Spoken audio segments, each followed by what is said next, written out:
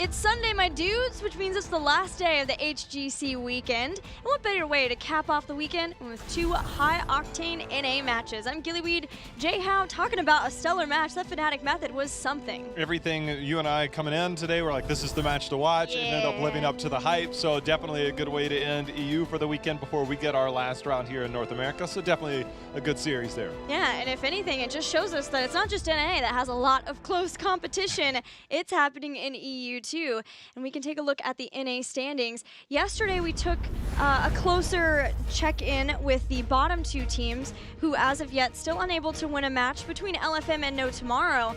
Today, we look toward the top because Heroes Hearth and Tempo Storm, as well as Octalysis, are all going to play today. Simplicity is going to play too, but for Heroes Hearth and Tempo Storm now, it feels like a race. Anything you can do, I can do better. Continue to try to keep up with each other at the top. With Octalysis, it's deceiving to see them in that 6th spot. But the weird thing is, if they do lose today, they're still in that 6th spot because they have, again, the aspirations to be one of the top teams. They definitely want to be top 4 going into Western Clash, but they're not just a top 4 team. They claim that they are a top 1 or 2 team. So again, them today, I think that, to me, just looking at the standings, it's deceiving because it's 1-1 as other teams are. But if they dropped to 1 and 2 today, that's going to look pretty bad for them in the early part here. But it is a front-loaded schedule. This week, playing Tempo and Heroes Hearth is by no means an easy week for them, and they pushed Tempo Storm to the limit on Friday. We'll see how they'll do later on as they take on Heroes Hearth Esports. If you missed it earlier, Team Dignitas had one of the most decisive wins I've probably ever seen for a team over the Monkey Menagerie, though it was still a fun series. And then, as we were talking about, Method Fnatic, super good. Up next, though, Tempo Storm goes up against Simplicity. Simplicity, we're waiting to see if that consistency can hold true after their win over Endemic last week. If you ever wanted to look at the competitive scene of Heroes of the Storm and you wanted to go back as far as you possibly could, you could actually start with several names on both of these teams to start our days. And most notably, I think for us today, seeing how some of these matches come to play. Obviously, before Simplicity got picked up, they were the old gods, but then you start to look around at Fan and Glaurung and things like that that are on Tempo Storm. It's like when the old gods face the old gods, like who's really on top here? And we know that Tempo Storm has kind of been near that top for a while. Yeah, who have changed to new gods too. And you would think that would be Tempo Storm, but how good Simplicity looked versus Endemic last week asks a lot of questions, or begs a lot of questions. And there are many, many old teammates we'll be facing off in this series, but two of them are the two we'll see here in this video.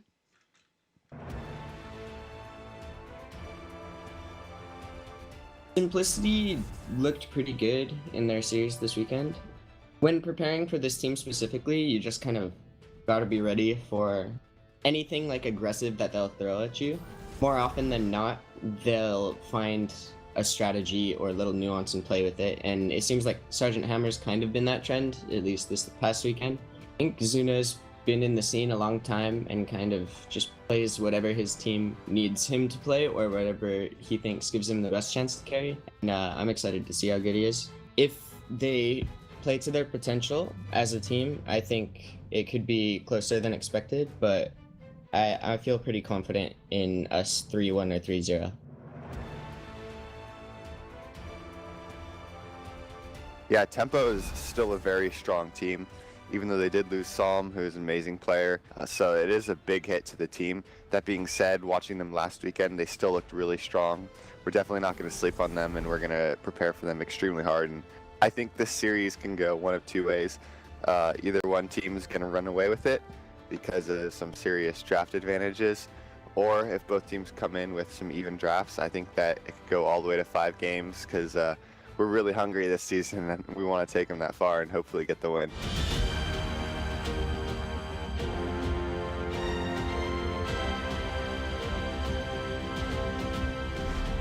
Glaurung talked about Simplicity and some of the strategies they're willing to run, especially anything that might be niche, like the Sergeant Hammer, or anything aggressive that fits into the nature of these players. But both of these teams now have shown some willingness to bring in some new strategies, or heroes at least, that they've been trying out. Both of them have played Sergeant Hammer, both of them have played a little bit of Illidan, and we even got the Greymane trend started from Tempo Storm, which worked out really well for them versus Octalysis on Friday. I think the best way to, I guess, put this into context was the graphic that we saw there as the two teams. With the sub still here, they still had the Kaldor like you don't know hero. That's what we get, I think, with Tempo Storm and these teams. That was the best way I could look at it. I was like, it's kind of like you don't know what you're going to get. You just pick Kaldor and you're going to see what hero you're going to come up with. I think that's a possibility, I think, for both these teams is that they are willing to run just about anything that's possible. Well, as we get ready to start off the draft for the first game, we start with the Battleground pool.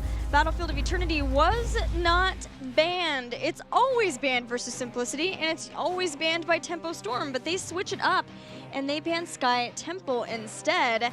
And then Simplicity keep with their Braxis holdout ban. Tempo Storm picks Dragonshire. That's not too odd, but that Battlefield of Eternity is very interesting, Jay Howe. I'm not going to lie to you. I actually wrote it down before this ever came up. Same. I'm like, Battlefield of Eternity is almost etched in stone for Tempo Storm. Every week, like clockwork, they don't play it, they just ban it. Braxis on the other side. Those are the two that I expected. Sky Temple, there's something very peculiar about that, whether it's something from scrims, whether they just have seen some new strategies come out. They don't want to deal with potential Abathur compositions. We've seen Simplicity go to this battleground multiple times, so definitely Tempo sees something there they don't want to deal with. There's a lot of overlap in favored battlegrounds and favored heroes for what both of the teams have been playing in Phase 2. But for battlegrounds, Towers of Doom, Volskaya, both of them have already picked those. Tempo picked Curse Hollow, and Simplicity used to like Dragon. So though it's Tempo Storm's pick and Simplicity has first pick, there's going to be some overlap, and there's going to be moments where teams have to draft from maybe an unfamiliar place on a very familiar territory in Battleground. And for Tempo Storm, that may be something for them that they're not quite used to, since what we saw from their series versus Octalysis, they felt very comfortable in that second pick position. It's where they love to be. And we looked at Phase 1 stats towards the later part of Phase 1. And the win rate from that second pick position was something at the time, it was about 20 wins and like 3 losses or something of that. And when they were first picked, they were 9-6. So they definitely love to counter that first pick a lot and get those first 2 strong picks.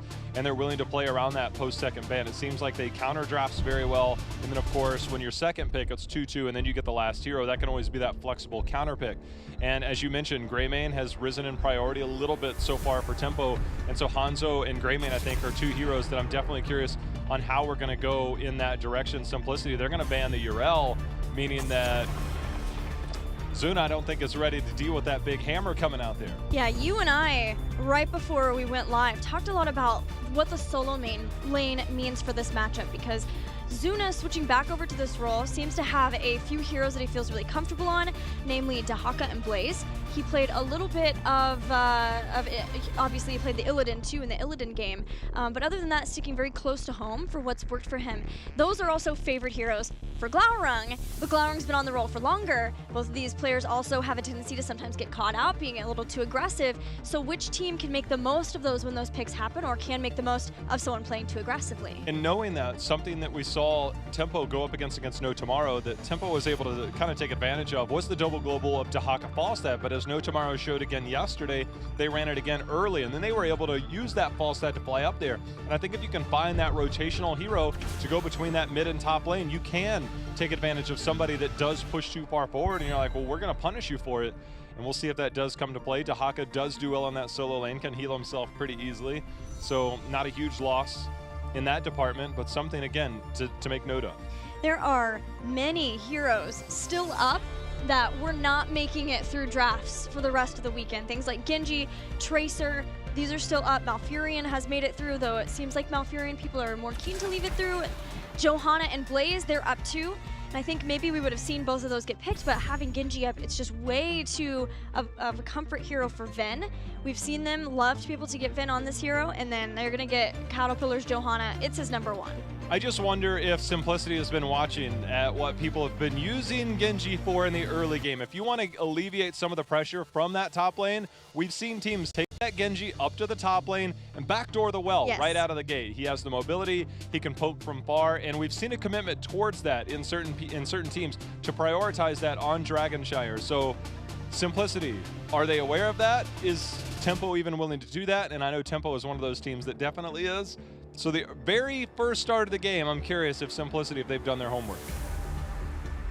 What then would need to be emphasized for Simplicity in the draft to try to stop that? Would it be getting some siege and just taking out the bottom lane earlier, punish that? Is it somebody to fight toe-to-toe and then get some kills from that if they get aggressive. Yeah, I think one of the heroes that makes it the most difficult to do that against is the Dahaka, because even if he does take damage and he doesn't have a well there, he still has Essence. And if he doesn't have Essence, he can just Hearth back and then global in. So you have multiple resources there as a Dahaka player. As we see, the Phoenix and Rhaegar are going to be picked up here. Rhaegar, obviously, we're starting to see more and more of him since the changes that came in effect this weekend. But that's over Malfurion and over Deckard Cain. I think that's probably the highest we have seen him in value for a team.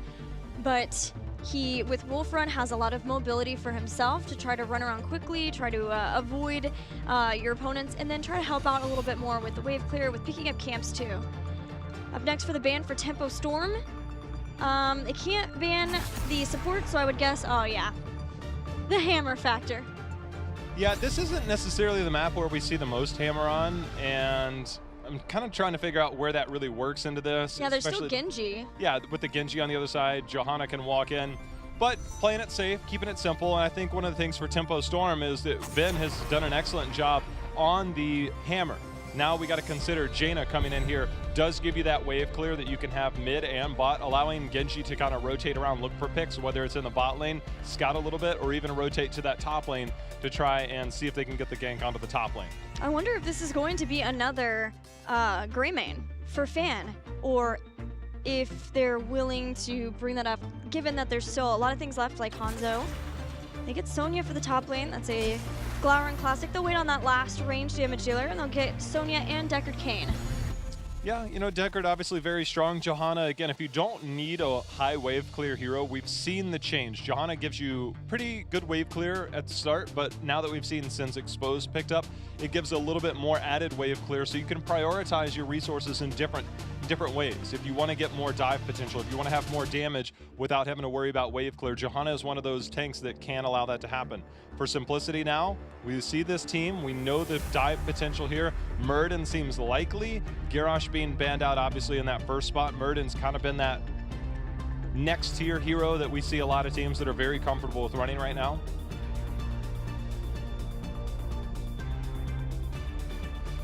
Jaina is still up. I think that'll be a Hosty Phoenix. Jaina's up, Li Ming if you want to get a little bit more aggressive, more of trying to get the resets for the team fights. Jaina if they want some more wave clear burst that she has too. Or Thrall and Muradin. This is actually a page out of Tempo's book, because this is the very same map, and Tempo even showed this at Midseason Brawl. They use that Thrall to be that mid laner that could potentially rotate up or down. Great in the initiation, great in the dive, and can really bring the punch to it. I expected another range along with you, but now if you're running the potential Jaina, Thrall comes in with a good flank. If you're running a Hanzo, flank. Greymane diving into a potential Earthquake, a little bit scary, especially with Phoenix, getting the damage and the slows. So the Thrall pick, I like it. Whew. Another Maiev Genji. Tempo Storm played that combo on Tomb of the Spider Queen versus Team Octalysis, and we had a lot of questions about it, about its ability to keep up in the wave clear department. Now they have Johanna. I think they might have had a Johanna then too, but yeah, I don't think you can run it without the Johanna. Yeah. It seems like just too much wave clear. I think the only other hero that even comes close is maybe a Slam Stitches, and we don't see too many of those as main tank. And I think this is the one composition that this does work, but it is a high execution comp. I mean, it is very difficult to run the Maiev Genji confirm kills. And so, you know, I expected maybe a Jaina there, especially after what we've seen several teams start to run with that Johanna Jaina. But this is a very dive-oriented composition. Phoenix back there, if he gets tethered, maybe gets tethered out of the warp.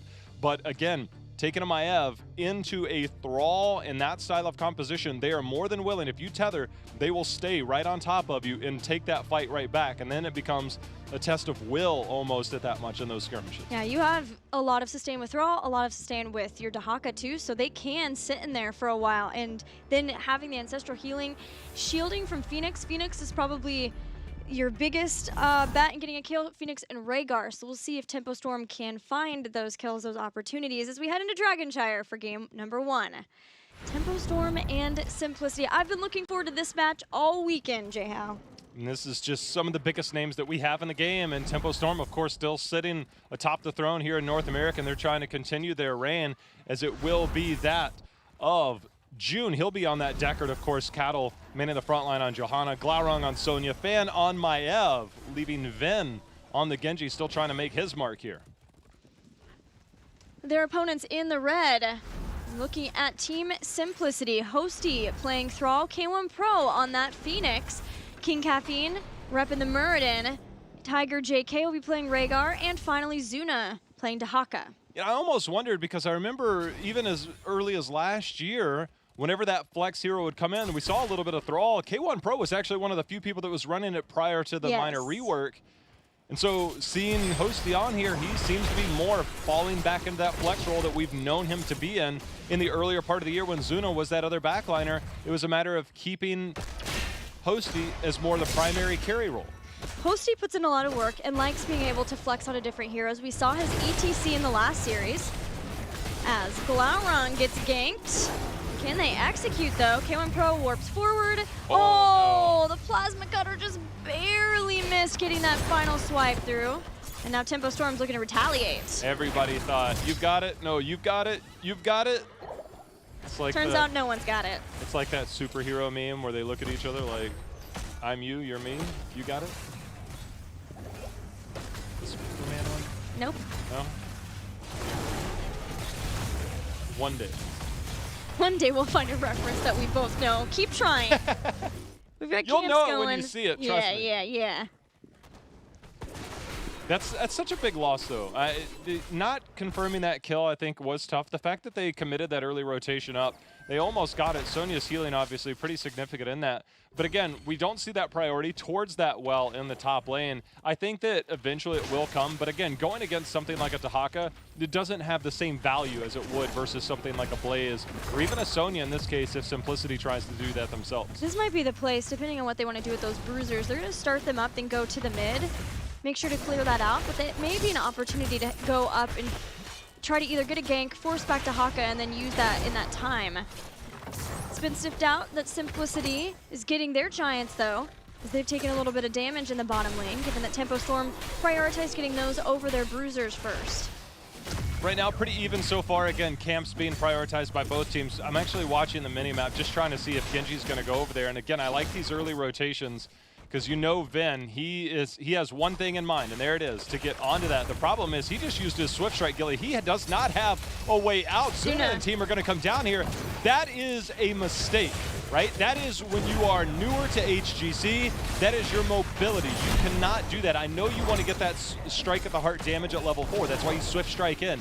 But that is something you cannot afford to do. But the fact that Muradin made that rotation up and Ven did not notice that, that is a mistake on the side of Tempo Storm. And that's Simplicity knowing what Tempo Storm was wanting to do with that Genji, knowing the timing of that from the Bruisers too. Now they have both of the Shrines. Started the channel, but with Fan and Glaurung, it'll be difficult here in this mid. But even if they don't get this, this is some time where Dahaka might be able to shove out this top lane, unless Glaurung can head on up. Trying to stall out the rotation in too, and that forces Glaurung to head off for the moment before finally getting back onto those. Simplicity is playing out this early game very well, but we know where Tempo Storm on Dragonshire starts to be a problem, and that's in the mid game. That's when they start getting those initial structures down. Yeah, the structures and the double camp push, we know it's their bread and butter. That's what they run with. Hosty, he's going to hold position in there. He's going to back up as the rotation down from Tempo Storm is here. And Gilly, as we continue to move forward, again, June, Ruby. Prioritizing the different build here going into that. And if you are diving in, that Ruby can supply that added healing in close quarters that can give you just a little bit extra to make sure and stay in those fights. This laning from Simplicity has been so interesting to see how much focus they've put on Glaurung, but my concern is if it doesn't work out, do they start losing too much in the bottom in the process? If Tempo Storm recognize this and start to make a rotation. They're already going for those bot bruisers. This is the point where they would like to start getting some of that damage going, taking out those towers in bottom, setting themselves up better. But Simplicity, they know about this. They're heading in, they check it out, they know that it was started on, and they even bring Dahaka down. Yeah, I think that was a little bit early for Dahaka, but better safe than sorry in this instance. You know, obviously they can rotate one member up. Sonya's going to grab the top one by a little bit of time. I think a few minions are going to be missed. That's why you saw the instant rotation from Genji and Sonya. If you're a mini-map watcher like I am, they instantly rotated up to get that priority, and also it's going to give time for Genji to make that same play. But the real action, of course, down here in the bot lane, where this will get more value, but this is what they wanted to accomplish earlier. They get the tower. No Swift Strike to start that one. Swift Strike only out, not in there. Tower and well, good response from Tempo Storm exploiting the Dahaka stalk down and getting as much as they could done with that, given the fact that they knew they were going to lose some in the bottom. And they got more done. They got not only a tower, but the well too. They get their giants, and they'll likely be able to take one of these shrines away as we start to see Tempo Storm push forward here in the bottom lane. One thing I wanted to make note of also talent-wise, we're seeing Skullcracker, but hold on a second. Hosties, he got the gank attempt that's going to be there. No support. Tiger JK does get the cleanse over the wall. Can't get in there for healing. Dahaka's going to come in again. King Caffeine, he did go Skullcracker, which is what I was talking about. If he can land those autos, does get a mini stun, maybe enough time, but not there as the blind came out in return. King Cap going to throw the stun down. Fairly even. Watch Glau. Zuna's going to... Looked like he wanted to head into the bush, get the movement speed that he gets from Brushstalker there and hope for a drag. But Glaurung made it out in time. And this has been the back and forth, the teeter-totter of Dragonshire. We'll see if somebody can open this game up in a big way once they get heroics. I think the thing that's different from games that we might have seen yesterday versus today is the pacing is definitely much different, much more deliberate in their approach, whether it's going to be even the gank attempt or even Cattle going in to make sure and just disrupt the rotations, coming in, maybe feigning the gank. Everybody is making minor plays along this map to try and create an advantage, but it's not just making those things happen. It's a matter of trying to figure out what you can do off of them. So that's the one thing that I like about Tempo Storm in particular, is they're constantly making small things on the map happen to force out rotations and see if they can find an advantage. And King Caffeine even coming over here to sniff out the Knights, but a step too late. Juna's been more willing than anyone else to run a Lornado, though he's going to stick to stay a while and listen this time. With so many melees, so many people trying to go in as one, especially with the combo of Purification Salvo and Earthquake, trying to stall that so that the team can get the turnaround would be very nice for them. We've also seen a fair amount of Containment Disc, but this time sticking with Warden's Cage. How many trinkets does Deckard have in his condo? Quite a few from what I hear. It probably looks a lot like Dumbledore's study. The imagination's going to run wild. Hosty sidestepping the Swift Strike there, also using his Wind Fury to make sure and get a little bit of a boost out there, make sure to stay safe. And as you said, it's going to open up soon. And these teams are, it's not due to lack of trying. They are both trying to make something happen. Glaurung and Zuna, two of the oldest names in the game in this melee role. A lot of respect for each other. Zuna, he's starting it. K1 Pro, he's mounting up, looking to come in, but Fan also lurking. Find a little bit of respect there from Simplicity. Posty is caught with a lot of people from Tempo Storm as Tempo finally finds the weak point in the rotation setting up. They kept Glaurung up at the top. Zuna felt like he wasn't going to be able to do too much, and with the double camp, the best thing Simplicity can hope for now is getting a kill. We're going to focus on Fan, but he has the Spirit stunned out for the moment of being able to get the kill there. Glaurung's going to dive back into this fight, but Zuna had the essence, has the healing, and Purification guns down Sonya. That's a start, but Zuna still under assault. Vin, if that Swift Strike comes back up, see if he would be willing to pull the trigger, but nice retreat here for Simplicity. We get the trade-off. Tiger JK. High-octane fights happening down here in the bottom. Just let the action speak for itself. And there it was. Man, oh! Zuna comes in and grabs Maiev with another drag. Zuna and this Dahaka, I'm telling you, Jay-How, it's fearsome. It gives him, so Zuna, we know, loves the dive in deep, Gilly, but if sometimes you gotta walk through fire to get there. But Zuna's like, what if I go under the fire and come out the other side before anybody can hit me? I think that seems to be a little bit more his style, as 13 picked up here for Simplicity. K1's going to find a Glaurung. There's a stun, followed up by that. Warp out for now. Buys his way to safety. Very good discipline by K1 Pro not to try and use that warp early. He just had to wear the Blessed Shield, wait for that spear, and then warp over. Very nicely played by K1. This is a way different feel from a lot of the Dragonshire games that you and I have casted, Jay-How, in this phase too, because everyone is just looking to see who is caught out. from the other. As they manipulate rotations, they see who is later, who gets left in a lane. Is it a Deckard Cain? Is it a Phoenix? Is it someone that we can get the kill on?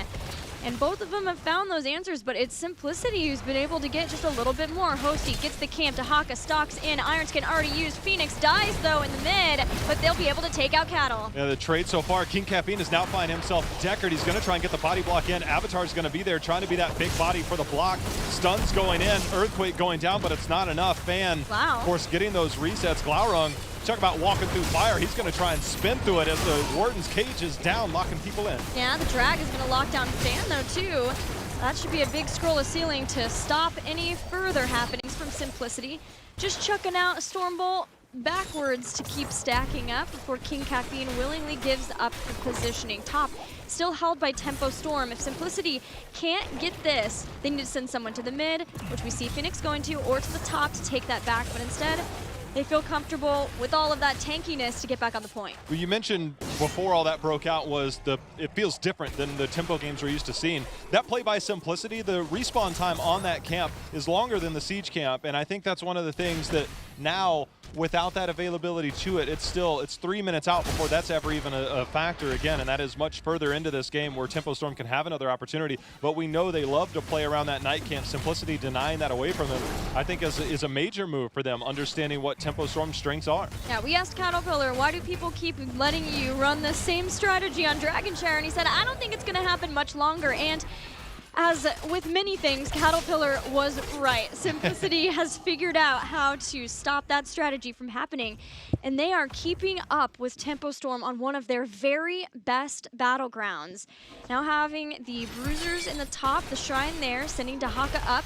Bruisers versus Bruisers, but with the global, Tempo Storm wants to keep their team together. They don't want to get separated out. There's a team fighting comp that functions best when they're all together, so they're just going to use the Bruisers to slow down Dahaka, see if they can get a fight while he's up there trying to deal with that before 16 happens, and here they'll strike.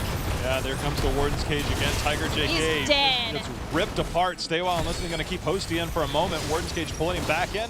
Salvo in return, but everybody is very healthy. Zuna did land the isolation in there on Glaurung, but no follow-up and no way to save yourself as Rhaegar isolated, targeted, and they put the whole gambit down. Everything except for X-Strike was used in there. That was tactical by Tempo Storm. It's the best way to say it, textbook. That they get those Bruisers, they know Dahaka wants to show up to get the advantage there, and they head straight down, and they have done that several times this game. Simplicity just a little bit too slow to retreat in these lanes. It happened to K1 Pro, it happened to Tiger JK, and those things need to be shored up if they're going to continue to hang in with Tempo Storm, because now we're getting to the place where those respawn timers are longer and longer, and that can start amounting to either forts going down or to Dragon Knights. Well, the one thing that is working out well is the fact that Simplicity, as you were alluding to before, they're going toe-to-toe. Experience, we're not used to seeing this for a tempo team that is generally favored in these matchups to be dead even on experience at this point. And 4 kills to 3 in favor of Simplicity, it's definitely a different feel than what we're used to. As Sven going in again, both Shrines currently being channeled by Tempo Storm. See if we can get our first DK. Yeah, this is a scary place for Tiger JK. Stay Well and Listen's going to hit a couple. There's no Earthquake yet, not for 10 seconds, but there is an Ancestral Healing if it's a particularly dangerous situation. Simplicity want to turn this if they can. Dragon Knight secured by Tempo Storm though, and they can't get a kill from this.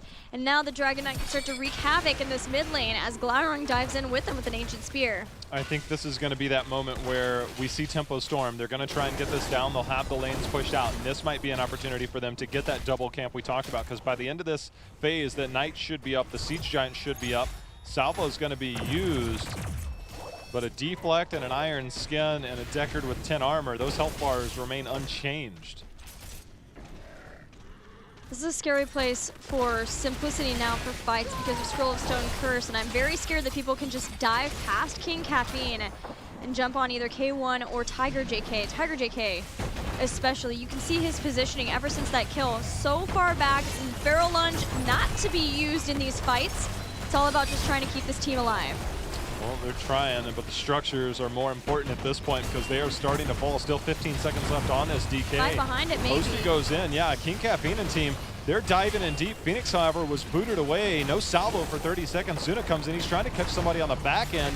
of this DK as it pops out. 5 seconds left. They're going to getting- have a full fight. They're getting on June. Look at Hosty's positioning all the way on the side. Ancestral healing as Tiger comes in. They've taken down June as Phoenix trying to join up with the rest of the team.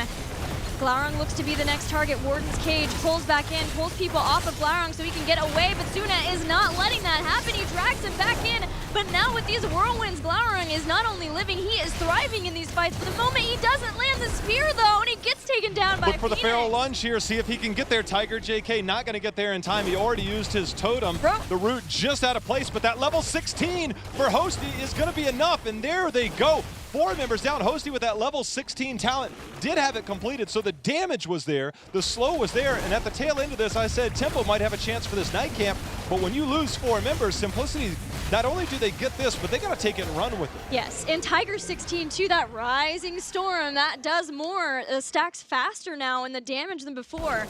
And the two of them together got that kill. But like you said, now losing a keep, Simplicity can't let off the gas pedal now. They have to get these camps, and they need to keep going with it. Take down structures, get 20, get this map in their favor, and not allow Tempo Storm to come back in this game, because this is, it's not the best case scenario for Tempo Storm, but they did get a keep. They just need to not lose right here, and they'll still have those catapults pushing. Well, everybody sees this. Ben did a good job sniffing that out, which means that Tempo can be a little bit aggressive to take down that night camp, because if this siege camp had come up 5-10 seconds sooner, we'd be looking at double camps, and you wouldn't be able to press out as easily as they just did. I think you still have to confirm structures. You almost have 20 here. Simplicity, their nature is to fight. It is to be aggressive, but I think at this point, without 20, and the Shrine's about to come up, they know one mistake could be game over as the Shrine's here in 10 seconds. We just see so many times this happen to teams, and it even happened to Tempo Storm, where they get the keep, they lose some people, but because they have been so dominant in that bottom lane, and that's the place where the camps exist, their opponents, the best they can do is 4, maybe keep towers. They just can't get anything more than that. They can't get the keep down themselves. With that 20, it's hopeful for them, and now that having the global, or still having the global on this map, that they can get the Dragon Knight behind this too. But if they can't, if Tempo Storm is able to start manipulating this map enough, then that is not going to be Simplicity being able to pick up the win. They needed to get this Dragon Knight right now, and they get it just before the Spirit gets onto the point. Yeah, it's going to be keep minimum here. If they get 1 kill, that is where it really can open up to potentially change this. Also, Farseer's Blessing picked up for Rhaegar. That is basically a splash ancestral, so however much is healed from the primary target, the allies around it also get some healing. And because they've been so clumped up, especially in those Warden's Cage and this much melee, could see dividends if it comes to it. This is Thrall inside the Dragon Knight. Thrall has been a big reason why Tempo Storm have not been able to have quite the same engagements, because of how good those Earthquakes have been. Also, it does more for a purification salvo. So something to keep in mind for both of the teams. It's always important when you are looking at engaging around a Dragon Knight, who is inside this, and when you're trying to end with it, who you put inside the Dragon Knight. I was a bit surprised on the delay of getting Zuna down here, but here we go. There's going to be the Ancestral. Big AoE healing there. Salvo's going to come out in response. The isolation goes down as well. X-Strike, however, comes in, and that does a massive amount of damage, enough to take down 3 members. The dive is there, and that's one of those moments where is it maybe the right call to cancel that DK, because Earth and Shield, Gilly, as you said, one of those targets that are in there, if you can get the Earthquake down, you can provide the shields to your allies. Otherwise, this DK, it's taken the shields down, but this is such a mountain to climb. Hosty, he's going to try and do the damage, but Tempo Storm, they're going to go the other direction, and in this game, there's no way Hosty survives. Yeah, that was super smart recognition of Tempo Storm. Without Earthquake, they just jumped on top with the Warden's Cage. So neat to see, though, the Ancestral Heal as Rhaegar jumped in with it to get the splash. But with that no Earthquake meant a lot of the control in that fight was there. The damage boost that you get from Salvo when those are paired together. K1, though, he had the Unconquered Spirit, tried to let that proc and then warp over the wall, but a cube over the wall gave the slow to kill him. It was just, it was not textbook, it was not the exact same we see Tempo Storm on Dragonshire, but in the end, it was still the same effect. Do you realize this is now twice that Tempo has basically won the game when the opponent had the DK or was trying to do that? This is now 2 times in a row. There have been, I think it was a Tempest, no, it was Gen G Ballistics game where the same thing happened and somebody who you didn't want in the Dragon Knight, sometimes you don't get the choice, right? You have to get it. They needed to get it there. They knew that bot lane was going to start being a problem. They had the 20 for like a sliver more of experience before 20 was there for Tempo Storm. Thrall was the person on the point. Thrall's the one who picks that up. But I even feel like in that composition, everyone feels so integral, it's hard to decide who would be the ideal subject in that. Maybe the Dahaka? Well, we saw Thrall, obviously, as that secondary damage dealer. We expected a range, ended up being a melee, and you need that extra damage. And, you know, the DK does do damage, but when you need more control over things, I think that's where things kind of fell apart. We're actually going to take another look at that last fight where we can see how this unfolded. Again, that Ancestral, the Farseer's Blessing, was really impactful in this fight. And a lot of this, obviously, the DK's focus, but the minute that, we'll pause here, the minute this initiation comes in, this is one of those moments where the DK, you're fighting just outside of the range. This is basically the umbrella of that keep range. So you're still safe back here. It's just a man versus man fight here, player versus player. And a lot of it goes in. This is one of those moments where you've got to join the fight as the DK. And we'll roll it forward here because everything comes in. The blind, the salvo's going to come out. Actually, the salvo got interrupted. The Farseer's Blessing is there. That's a start. Everybody's still healthy as the salvo will make its way here. The problem is there's no damage, Gilly. A Dahaka, not much damage. Dahaka didn't go the vulnerability. You know, we're not seeing the same style, and there's just too much. That damage was firmly in the DK as we get some squigglies as well there. You bring that out. You also have Earthen Shield at level 20, which provides shield to your allies that are in that earthquake. You think about that. Yes, the Farseer's Blessing is great. It keeps you alive, but you're lacking damage. You're lacking a whole lot of control with the slows. He had Echo of the Elements stacked, the 16 stacked at that point with that bonus damage. It's very rare you get in those situations like, guys, I've got to cancel DK, but that is one of those rare moments where you're like, maybe I should have done it. It's a hindsight thing, though. Yeah, and if you do and you win the fight, then you get the win of the game anyway, but it is a hindsight It's thing, very tough, sure. too, to recognize that because those situations don't happen that often. And I think the recognition part is very difficult. Somebody's got to call for that, or you just got to have the will to be like, okay, we're out of keep range. Let's take this 5-on-5 fight because the DK does do some AoE damage, does have the punt, but that's nowhere near the same amount of control that Thrall himself would have in that fight. Right, and I mean, you can also think about it like this. 3 people or 4 people, depending on King Caffeine, got stuck in a Warden's cage. Yeah. One of those is Tiger JK with the Rhaegar, one of them is Phoenix. These are 2 high-value targets if you can get them to. So, I mean, there's a lot of things that go into that last one, but it's one of those situations that you just try to learn from and gain experience from. Let's get into game 2. Now, as Simplicity have the choice of first pick or Battleground choice, they'll take us to Towers of Doom, but this is one where both teams feel very comfortable. Yeah, I think we'll potentially be seeing that Sergeant Hammer ban. That's one thing that happens when your second pick is that you can feel comfortable, and we've seen teams feel comfortable picking that in their 1-2 slot before that second ban. And so by giving up first pick, you're going to have to commit to it. Else, I kind of wonder, will Tempo Storm be willing to pick it up if they get it in their 2-3 slot? And I think that is one of those heroes that before this past week, we might not have been calling the name, especially since midseason brawl, but I think with these 2 teams in general, has to be considered. And if we see a Genji ban right out of the gate, you know that that's got to be on the minds of everybody in this draft. With the Sergeant Hammer that Simplicity played on Towers of Doom, they played it with the double global, which let that tri-lane just sit bot and not move from bot. And it was even to the point of like, there's altars in the top. If the globals get it, then good. Otherwise, we're just going to keep sieging bot lane. And then they had a lot of presence on those bot altars. And it was so bad that Endemic had to make other adjustments around it, like pushing down top, trying to get boss, just because they could not fight into that hammer. Well, one of the key points that you brought up leading into the series was that solo lane, and Glaurung and Zuna both love the Dahaka. They've both played it on this battleground and had major impacts in the past. Glaurung, most notably, just last week, maybe over-aggressive at times, can reel that back. The Sonya obviously was picked up last game, tends to be the more aggressive team fighting hero, but